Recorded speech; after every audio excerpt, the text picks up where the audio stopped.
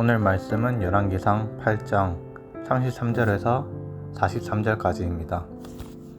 만일 주의 백성 이스라엘이 주께 범죄하여 적국 앞에 패하게 되므로 주께로 돌아와서 주의 이름을 인정하고 이 성전에서 주께 기도하며 간구하거든 주는 하늘에서 들으시고 주의 백성 이스라엘의 죄를 사하시고 그들의 조상들에게 주신 땅으로 돌아오게 하옵소서. 만일 그들이 주께 범죄함으로 말미암아 하늘이 닫히고 비가 없어서 주께 벌을 받을 때에 이곳을 향하여 기도하며 주의 이름을 찬양하고 그들의 죄에서 떠나거든 주는 하늘에서 들으사 주의 종들과 주의 백성 이스라엘의 죄를 사하시고 그들이 마땅히 행할 선한 길을 가르쳐 주시오며 주의 백성에게 기업으로 주신 주의 땅에 비를 내리시옵소서. 만일 이 땅에 기근이나 전염병이 있거나 곡식이 시들거나 깐부기가 나거나 메뚜기나 황충이 나거나 적국이 와서 성읍을 에워싸거나 무슨 재앙이나 무슨 질병이 있든지 막론하고 한 사람이나 혹 주의 온 백성 이스라엘이 다 각각 자기의 마음에 재앙을 깨닫고 이 성전을 향하여 손을 펴고 무슨 기도나 무슨 간구를 하거든 주는 계신 곳 하늘에서 들으시고 사하시며 각 사람의 마음을 아시오니 그들의 모든 행위대로 행하사 갚으시옵소서. 주만 홀로 사람의 마음을 다 아심이니이다. 그리하시면 그들이 주께서 우리 조상들에게 주신 땅에서 사는 동안에 항상 주를 경외하리이다. 또 주의 백성 이스라엘에 속하지 아니한 자 곧 주의 이름을 위하여 먼 지방에서 온 이방인이라도 그들이 주의 크신 이름과 주의 능한 손과 주의 펴신 팔의 소문을 듣고 와서 이 성전을 향하여 기도하거든 주는 계신 곳 하늘에서 들으시고 이방인이 주께 부르짖는 대로 이루사 땅의 만민이 주의 이름을 알고 주의 백성 이스라엘처럼 경외하게 하시오며 또 내가 건축한 이 성전을 주의 이름으로 일컫는 줄을 알게 하옵소서. 아멘.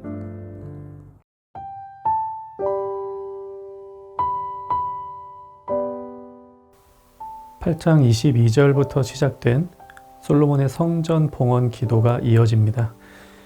오늘 본문에서는 세 가지로 그의 간구의 내용이 나옵니다. 그가 한 세 가지 간구는 죄인의 기도도 들어주소서, 불가항력적인 상황에서도 도와주소서, 자격 없는 자들의 기도를 들어주소서입니다. 그가 드린 기도를 통해 기도의 본질을 다시 한번 생각해보며 오늘 우리 기도 생활에 풍성한 적용이 있기를 바랍니다. 첫째로 하나님은 죄인의 기도를 들어주십니다. 33절에 보니 만일 주의 백성 이스라엘이 주께 범죄하여 적국 앞에 패하게 되므로 주께로 돌아와서 주의 이름을 인정하고 이 성전에서 주께 기도하며 간구하거든 이렇게 말하고요. 또한 35절에 보면 만일 그들이 주께 범죄함으로 말미암아 하늘이 닫히고 비가 없어서 주께 벌을 받을 때에 이곳을 향하여 기도하며 주의 이름을 찬양하고 그들의 죄에서 떠나거든.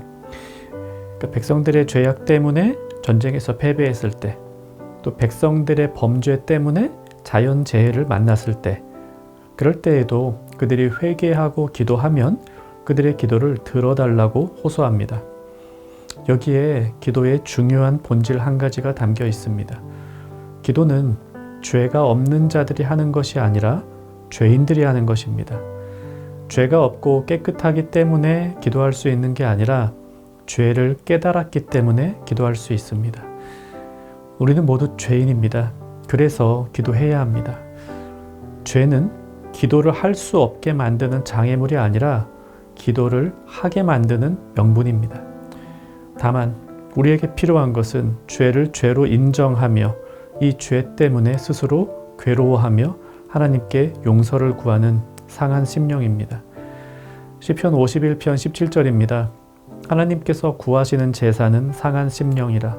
하나님이여 상하고 통회하는 마음을 주께서 멸시하지 아니하시리이다. 둘째로 37절부터 40절까지 기도의 내용을 통해 불가항력적인 고난 속에서도 기도해야 함을 알 수 있습니다.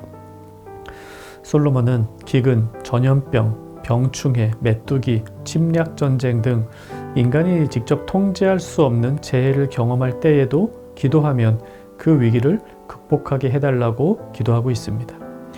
사람의 힘으로는 어찌할 수 없는 위기 앞에서 우리는 기도해야 합니다. 팀 켈러 목사님은 그의 책 기도에서 이렇게 말합니다. 기도는 우리가 아무것도 할 수 없을 때 마지막으로 하는 수단이 아니다.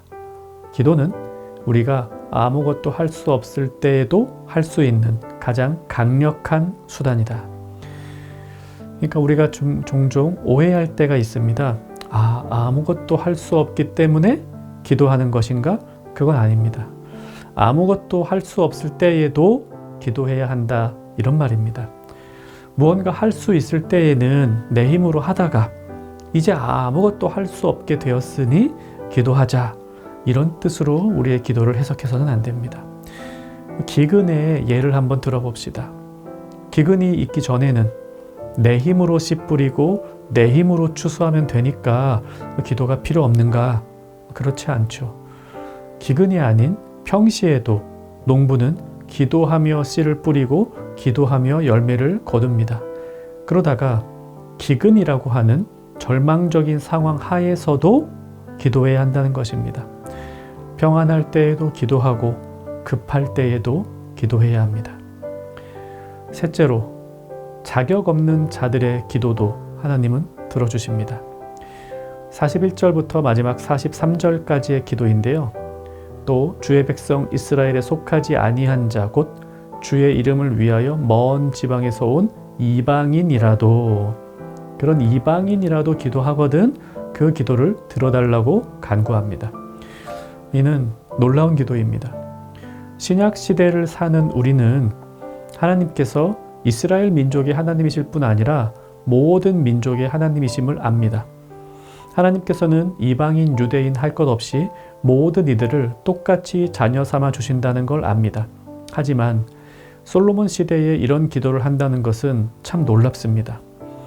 당시의 이방인은 하나님의 백성으로 취급받지 못했습니다. 말하자면 하나님께 기도할 자격이 없었습니다. 그런데 솔로몬은 그런 자격 없는 자들의 기도도 들어달라고 간구하고 있는 것입니다. 그런데 생각해보면 당연하죠. 만약 이방인이라고 해서 기도할 자격이 없다고 한다면 누가 기도의 자격을 갖추고 있겠습니까? 사실 아무도 하나님께 당당하게 기도하면서 무언가를 들어달라고 요구할 수 있는 사람 없습니다. 기도는 우리의 능력에 따라 결정되는 일이 아니라 들어주시는 하나님의 자비와 은혜 때문에 결정되는 사건입니다. 솔로몬이 성전을 봉헌하면서 드린 세 가지 간구, 이는 앞으로 하나님의 백성들이 이렇게 기도할 테니 하나님께서 들어달라는 간구였습니다. 오늘 우리의 기도를 위한 솔로몬의 중보 기도이기도 합니다. 회개하는 자의 기도를 들으시는 하나님, 불가항력적인 고난 중에 드리는 기도도 들으시는 하나님, 자격 없는 이들의 기도도 들으시는 하나님, 오늘 우리가 기도하는 하나님은 바로 그런 하나님이십니다. 말씀 생각하며 기도합시다. 늘 회개의 기도를 하게 하시고 자격 없는 자에게 주시는 은혜를 간구하게 하소서. 평안할 때에도 기도하게 하시고 급할 때에도 기도하게 하소서. 오늘 하루 기도하는 마음으로 살아가는 정영가족 되기를 바랍니다.